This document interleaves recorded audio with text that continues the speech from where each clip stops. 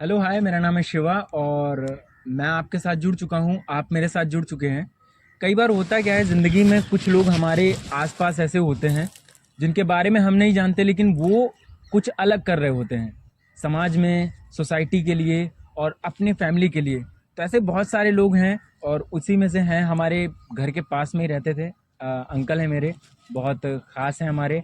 मैं उनको 2 साल से जानता हूँ। लेकिन बाद में मुझे पता चला उनके बारे में कि उन्होंने बायो से अपनी एजुकेशन कंप्लीट कर रखी है और वो अपने घर के बगीचे में, मैं दिखा रहा हूँ, बगीचा दिखा दो।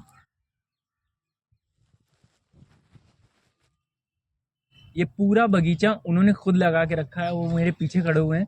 तो मैं आज इनकी लाइफ से लेके कुछ चीज़ें बात करूंगा और हम एक सीरीज शुरू कर रहे हैं जिसमें हम आपको 100 सीरीज, 100 स्टोरीज आपके रियल लाइफ में जो लोग हैं उनके बारे में दिखाएंगे। तो टाइम ना वेस्ट करके मैं बात करता हूँ अंकल से।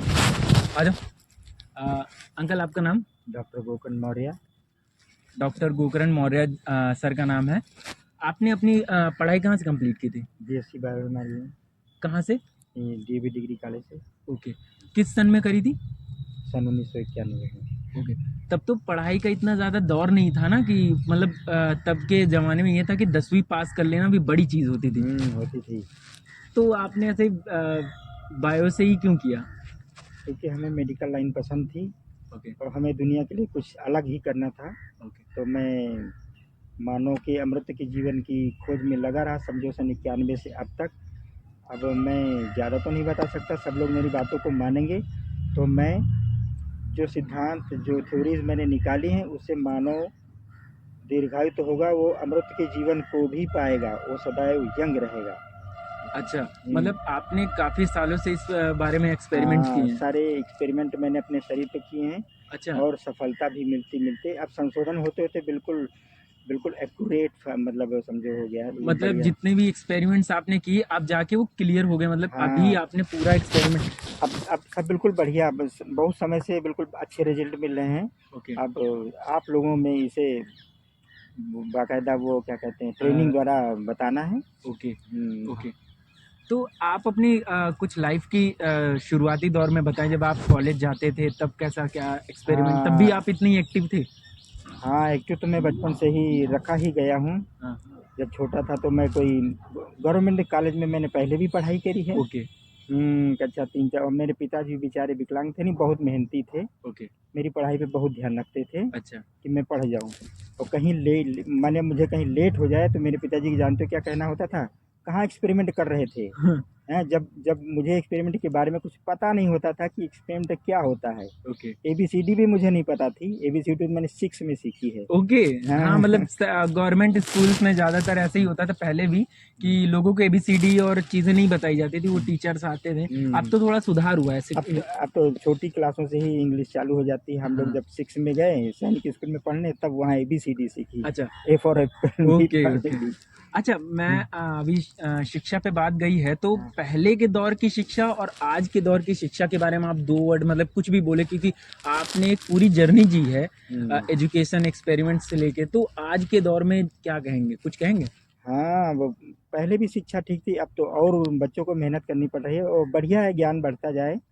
और हमारे बच्चे पढ़ लिख करके खूब कोई वैज्ञानिक बने, कोई डॉक्टर बने, कोई इंजीनियर बने, और सभी किसी न किसी लाइन से मतलब निकले बने, ओके। है ना। अच्छा, मैं देख पा रहा हूँ ये पूरा बगीचा आपने ही लगाया है।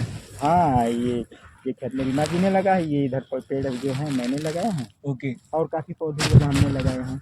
मतलब आप ये पूरे बगीचे में कुछ ना कुछ एक्सपेरिमेंट्स किया करते हैं। मैं हाँ, कभी कभी आता हूँ तो आप कुछ ना कुछ किया करते हैं। हाँ, करते तो रहते हैं। हाँ। कभी किसी पौधे पे दवा डालना हुआ, कभी सींचना हुआ, कभी कलम बांधना हुआ। हाँ, और मैं अपने शरीर पे भी बहुत सारे एक्सपेरिमेंट में लगा ही रहता हूँ। ओके। हम्म।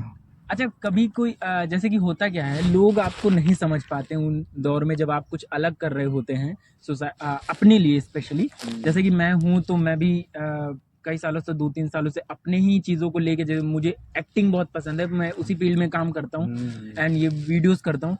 तो लोगों को वो चुभता है। तो चुभता उस हो। उस दौर में आपके साथ ऐसा हुआ कभी?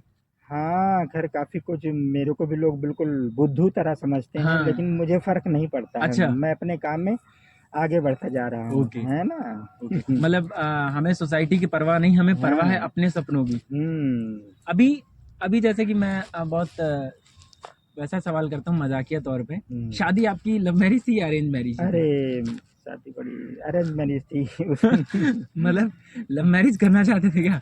थी, लेकिन अब घर वाले, अब क्या बताऊँ, कुछ कह नहीं सकते इस बारे में। अच्छा, कोई बात नहीं। अभी अभी आपके 2 बेटे हैं देखो। और 1 बेटी है। हाँ। अभी उनके बारे में कुछ क्या कहेंगे? उनके भविष्य के लिए क्या कुछ कामना?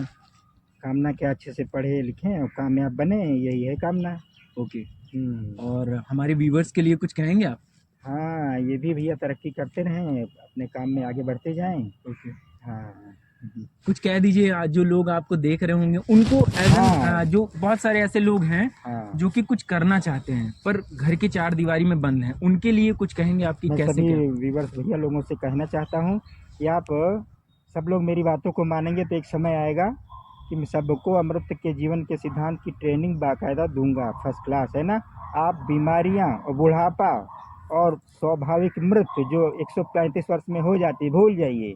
हमने अपनी जो किताब लिखी है मृत्यु लोक से देवलोक, उसमें मैंने मिनिमम उम्र 400 पे रखी है प्राण त्याग करने के लिए, जबकि उसमें अनंत काल तक जीवन है। आप जीते जाएंगे, उम्र उम्र आपकी कम नहीं होगी। ओके, बहुत बहुत शुक्रिया। अच्छा, और मैं कहूँगा कि थोड़ी सी चीज़ें आपने जैसे ये बताया, लाइफ में आखिरी पलों में मतलब आप, एक होता है कि दौर एक इंसान का जो आया है वो जाएगा, लास्ट के पलों में आप मतलब किस चीज़ को मिस करेंगे सबसे ज़्यादा अभी?